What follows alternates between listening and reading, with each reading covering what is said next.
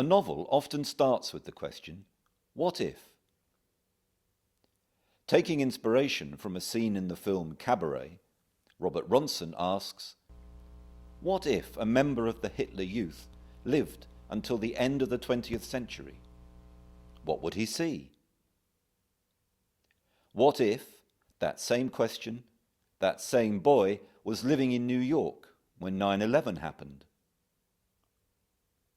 This is the idea behind Robert Ronson's new book, Out of Such Darkness, a novel with parallel storylines that deal with the survival of two men at two different times in history.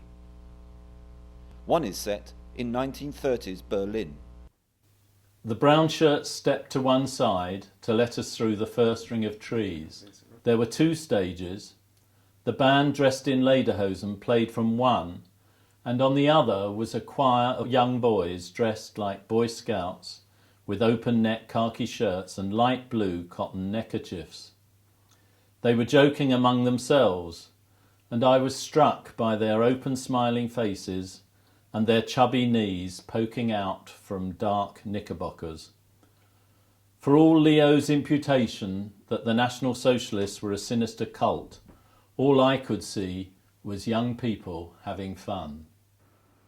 The second narrative is in post-9/11 New York. Jay squirms.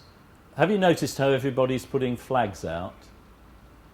I don't see the connection, Rachel says. I'm worried there's going to be a backlash against Muslims. Everybody seems to be flying as stars and stripes all of a sudden. What if it gets, like Germany and the Jews? What about the guy they arrested at JFK because of his turban? He was a Sikh, for God's sake. They thought he was a Muslim. It's all going crazy. Ronson's novel depicts a time when jingoism and zealotry were only one act away from atrocity. A time when flags flew for freedom and flags flew for terror. Such times, such darkness, resonate with our own troubled world. Like its inspiration, the film Cabaret, this is a story with an enduring relevance.